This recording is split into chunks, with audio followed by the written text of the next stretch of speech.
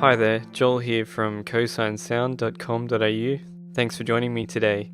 In this video we'll look at how to create a Sine-Pulse-Width oscillator or Sine-Pulse-Width Modulation. By using this wave shape you can achieve a rich spectrum from a pure frequency, cosine or sine wave.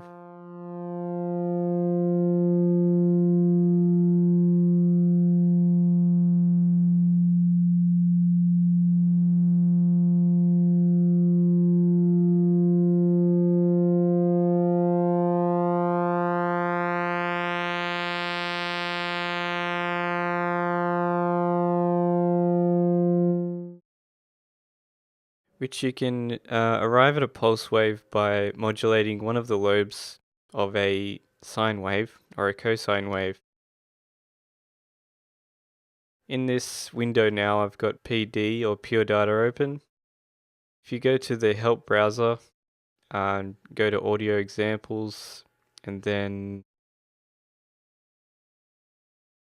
down further at F3 there's a pulse spectrum. If you load that up you can see this window here, which basically shows you what the main pulse spectrum does.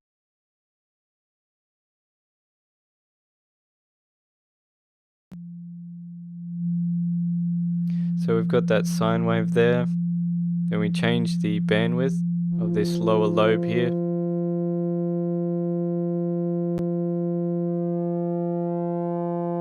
You can see that we still have that curve there.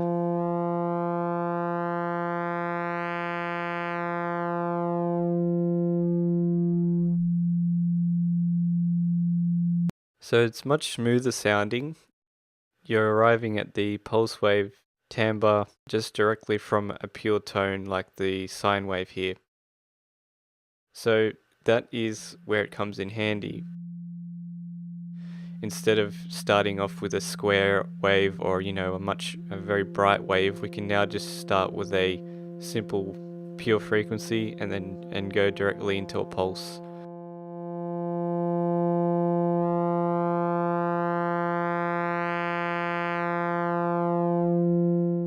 So here's the example in Absynth. We've got the main sine lobe here, and we're morphing into a much narrower sine.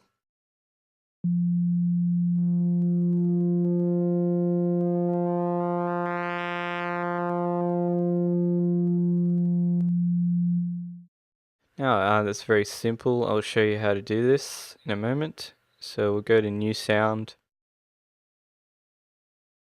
Click on the sine wave. You'll need to select a morph wave. Click New. Then load the sine wave into the main wavetable. In the second wavetable, you can go to Mix, and we'll need to mix in a high frequency sine wave because we want one of those sine waves to be very narrow with a short wavelength. So we can use a high frequency like 19. And I've chosen 19 because it's an odd number, and that means that at least there'll be one a bit closer to the middle.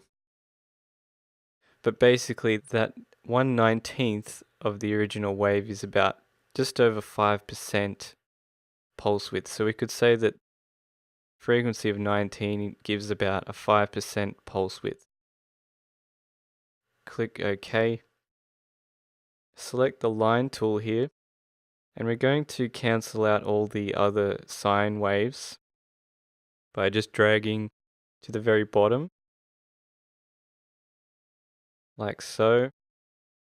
We're going to use a sine wave in the middle because we want the entire wave preserved and not from the edges. So just drag down to the other corner.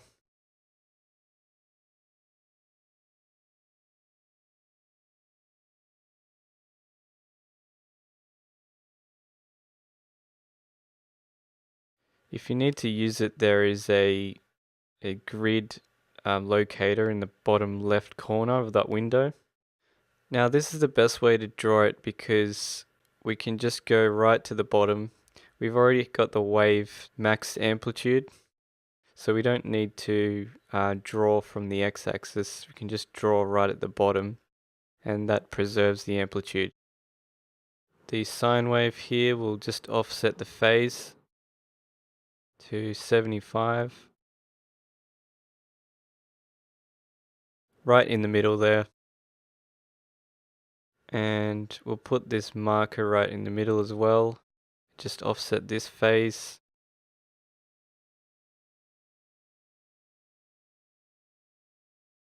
And that's really close enough. Then we'll go to Morph. We'll simply set the A and B anchors to the left and right of the main sine. Then A and B close as possible to that main lobe there, or the narrow lobe. And we can use the Morph slider to get an idea of where it is. So you can see like this.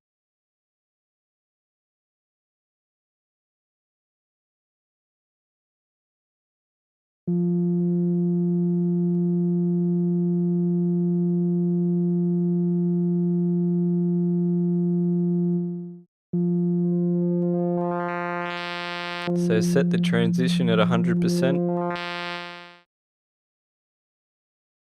Now to modulate the morph, you just go to the LFO window, choose oscillator main morph.